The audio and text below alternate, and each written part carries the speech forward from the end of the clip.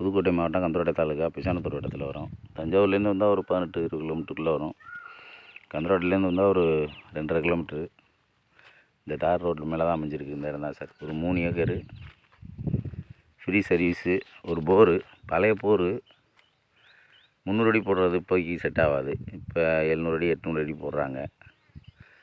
ஹைவேலேருந்து வந்தால் 1.5 கிலோமீட்டர், அங்கே தெரியுறது தான் சர்வீஸு. அங்கே தான் போர் இருக்குது, ஆனால் பழைய போர்.